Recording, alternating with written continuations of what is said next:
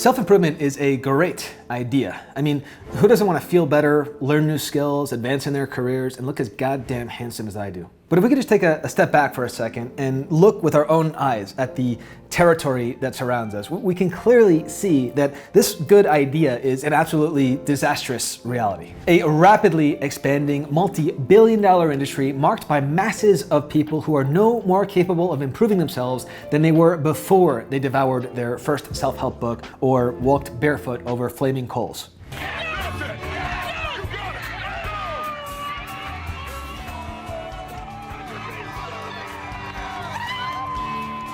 And we know who these people are because they are all over our social networks, frantically seeking external validation for the idea of an improved version of themselves that doesn't really exist. In this video, I'll show you exactly why self-improvement has become a virtual breeding ground for self-delusion. And more importantly, the 3 critical lessons that anyone seeking authentic personal development need to understand. Let's begin. Lesson 1, understanding why we are so dependent on the external. The most important thing to understand when it comes to why the overwhelming majority of people who embark down the path of self-improvement don't actually improve can be boiled down to a single word: ass goblins. For some reason, everyone thinks that's 2 words, but I can assure you it's 1 word. I'm just kidding. The actual word is profit. Now, to illustrate this point, I'm going to share with you guys a fun little thought experiment that I designed a couple of years ago. I'm going to describe 2 types of people. And as I do this, I want you to consider for yourself which one you think is more profitable. Let's start with person A, who is gullible, weak, impulsive, and unhealthy, all of which are beyond their control and can only be remedied via external means such as products, services, and medications, or whatever promises the quickest fix. Person A believes that everything is either good or bad, and as such, they believe that struggle, discomfort, and even human emotions such as sadness, loneliness, and rage all belong in the bad basket, which must be avoided at all costs. Now let's consider person B. Person B is informed, strong, resourceful, and healthy, all of which they are in control of. They fix problems by addressing their underlying root causes. They see good and bad as 2 halves of the same whole, and as such, they perceive struggle, discomfort, sadness, loneliness, and rage as necessary and important parts of the human experience. Now listen, I know this is going to blow some of your minds, but person A is far more profitable to society. Can you imagine for just a second what an absolute disaster it would be for industries around the world if everyone was like person B? The reason there are 99 of person A for every 1 of person B is because we exist within societies where profit is the highest goal. And so the system is designed and continues to evolve to become more and more efficient at getting us to consume more and more, which ironically is the process by which we are consumed. This is why, when it comes to our own personal development, we don't ponder the deep questions of life by ourselves, we ask Google. Hey Google, what is an ass goblin? What a stupid question, Nelson. We don't spend time alone with ourselves, which is where actual growth happens, because we're afraid to be alone.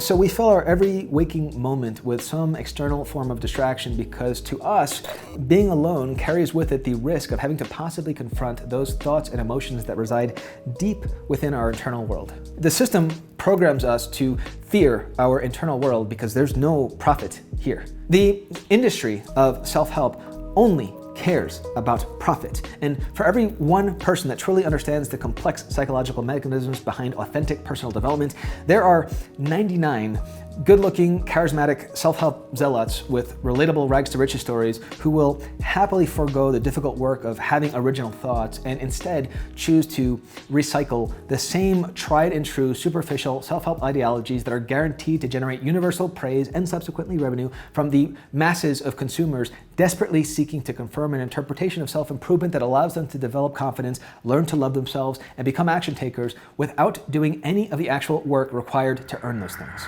Lesson 2, the dark paradox of self-improvement. Okay, so what exactly happens when we manifest this idea of self-improvement, when we try to become our best versions within a system whose primary goal is profit? Well, for most of us, the process looks something like this. We spend most of our lives just sort of following the script that's been laid out for us. We go to school, make friends, work 9-to-5 jobs, and then at some point we have a revelation that we don't have to follow someone else's script. That by taking control of our actions, we can actually take control of our destiny. This revelation manifests itself as a desire to improve, and it's precisely there where the problem begins. Because at this point, the overwhelming majority of us don't do what we should do, which is to descend into silence for a little while at least, as we begin to exercise this newly discovered control by taking more and more action based on what we know inherently to be best for us. No. Instead, the second we experience that first flicker of a desire to improve, we immediately cast the nets of our consciousness out into the external world. Because a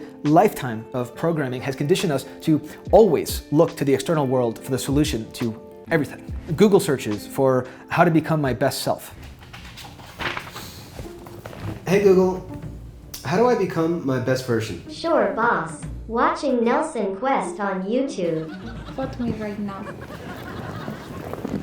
Motivational social media post designed to externally validate a version of ourselves that doesn't actually exist. Books and books and more books, fully believing that the next sentence we read will contain within it the sacred knowledge that will finally unlock within us this ability to take infinite, effortless action. And so the great paradox of self-improvement is that it promotes external solutions to problems that can only be solved internally. To me, the most glaring example of this is how so many people try to think themselves into taking action, which is completely absurd. It is impossible to think ourselves into taking action. Action, by its very nature, requires us to stop contemplating it in order to take it.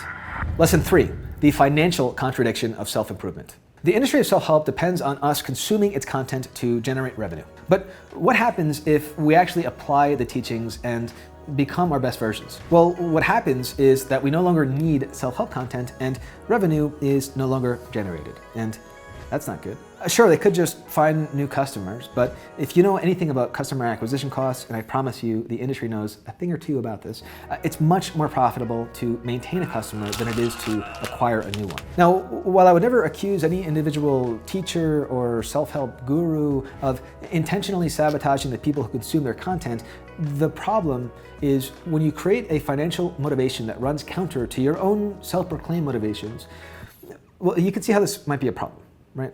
There is very little profit to be made on someone who improves to the point where there are few things left to improve.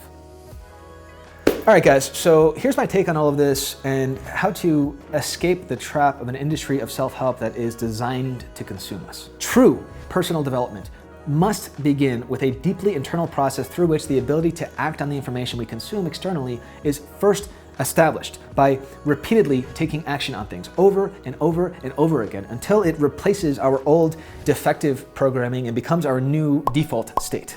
This is an absolutely critical first step because if action is not effortless, if it is not instinctual, then we are doomed to consume information without applying it, which is exactly what the system wants. To consume information and to take action on the information that we consume are two entirely separate universes, because action is precisely the thing separating us from who we presently are and who we could be.